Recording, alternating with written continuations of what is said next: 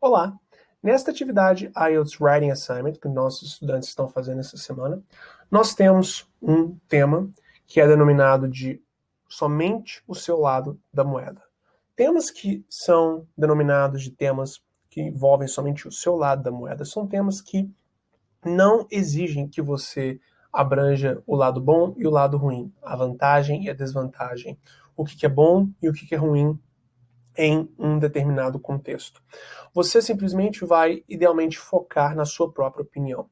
É óbvio que em temas que não pedem que você dê vantagens e desvantagens sobre um determinado ponto, são temas nos quais a sua produção pode ter a análise do outro lado da moeda.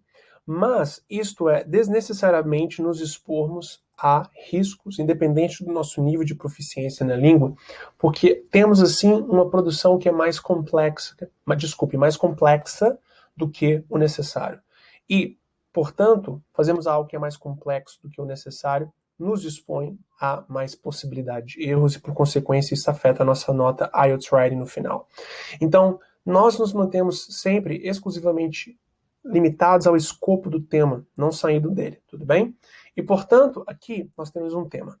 The main purpose of public libraries is to provide books, and they should not waste their limited resources and spaces on providing expensive high-tech media such as computer software, videos and DVDs. Então, a principal função de bibliotecas públicas é o prover de livros.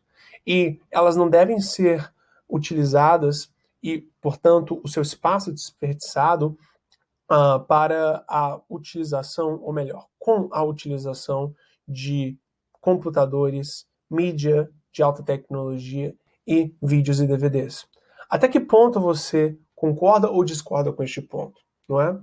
Então, definitivamente aqui não está sendo pedido do lado positivo ou negativo. Você poderia o incluir, mas já que queremos fazer uma produção que seja simples por design, não buscamos fazer isso. O que nós aqui buscamos é simplesmente nos focarmos na nossa opinião. Então, temos o primeiro parágrafo. O primeiro parágrafo aqui envolve a primeira paráfrase do tema. A paráfrase do tema é nada mais nada menos do que o reescrever do tema com suas próprias palavras para que assim o autor seja contextualizado sobre o que a sua produção será sobre. Você não pode partir pelo pressuposto que o examinador terá que saber qual é o tema para poder julgar a sua produção. Você provavelmente vai ter o examinador já sabendo o tema antes de fazer a correção da sua produção, mas uma produção bem composta tem um início no qual introduz o leitor ao que vai ser ali abrangido por ela. Então nós fazemos uma paráfrase do tema. E detalhe, reescrevemos o tema com a nossa própria palavra, porque não queremos plágio, não queremos utilizar palavras do próprio tema para o ganho de palavras na nossa produção, não é? Nós aqui então temos que ter uma produção de 25 palavras, no mínimo. A nossa sugestão é que você dê uma produção de 280 palavras. Desculpa, eu falei 25, é 250.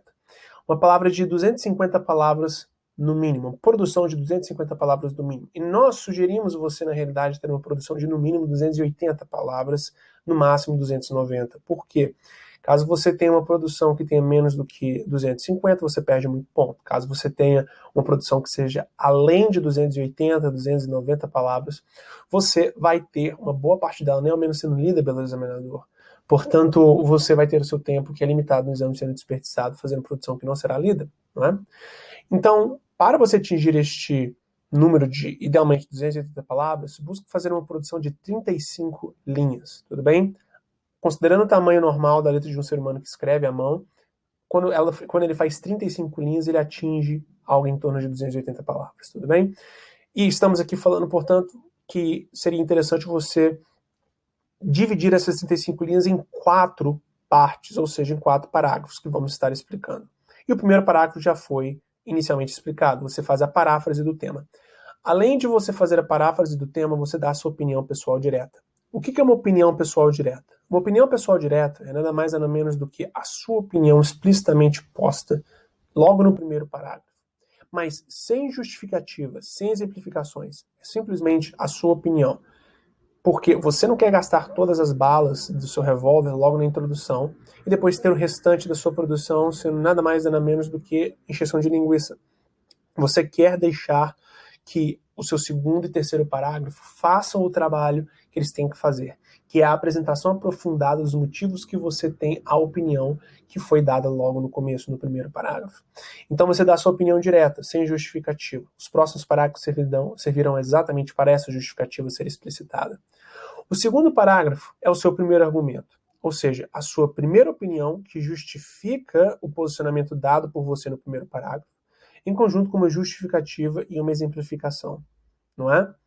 O seu terceiro parágrafo é nada mais do que o seu segundo argumento, que é a sua segunda opinião que justifica o posicionamento que foi dado no primeiro parágrafo, em conjunto com uma justificativa dessa opinião e uma exemplificação que ilustre o porquê que você acha o que você acha. E a quarta parte da sua produção é a conclusão, ou seja, o último parágrafo, uma recapitulação parafraseada dos argumentos mais o posicionamento final direto. Ou seja, você aqui tem a recapitulação parafraseada nos argumentos, que nada mais é do que você pegar a essência do seu segundo e do seu terceiro parágrafos e reescrevê-los com suas próprias palavras aqui na conclusão para relembrar o leitor do seu posicionamento justificado, e em conjunto com isso um posicionamento final direto, ou seja, depois de todo fringir dos ovos da análise, este é o seu posicionamento final direto sobre a questão abordada por você. E ele é direto, seguindo a mesma lógica da opinião direta dada no começo, ou seja, é uma conclusão, um posicionamento final sem nenhuma justificativa ou exemplificação que o justifique. Então, você já deu as justificativas no corpo do texto, não há necessidade de justificar um posicionamento final dado. Se infere que ele é relacionado aos motivos apresentados no mesmo texto, tudo bem? Então, vejamos aqui o modelo de produção, não é? Temos aqui o primeiro parágrafo. Traditionally, a library is a place that shelves as many books a reader can read or borrow. However, technological advancement and its tremendous effects on the way we learn new things and share information have redefined the concept of a library in recent days. Então temos aqui, logo, a paráfrase do tema, ou seja, o que o tema traz, reescrito com as palavras do escritor. Continuamos aqui agora com a opinião pessoal direta. Thus, digital content and technological facilities are widely used in public libraries all around the world, and I quite disagree with the notion that these amenities are a waste of resources or space for a library. Então aqui você tem não somente o abranger do tema, mas também um posicionamento inicial direto, sem justificativa, sendo dado logo no primeiro parágrafo. Agora vamos ver aqui o segundo parágrafo, que é o primeiro argumento dado. Libraries with modern facilities are far more useful to readers and allow the librarian to manage its collection in a more organized fashion. Multimedia resources offer readers a dynamic combination of images, sounds, videos, and virtual tours. Thus, listening to a famous historical speech or taking a virtual tour at the Coliseum is far more interactive and exciting than just reading about them.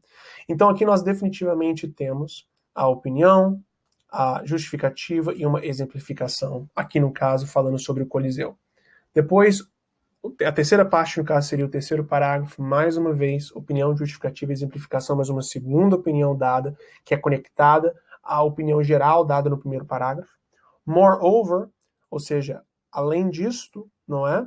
Moreover é um linking word que é utilizado para adicionarmos uma ideia nova a algo já dito. Algo muito importante para esse tipo de produção que envolve somente o nosso lado da moeda.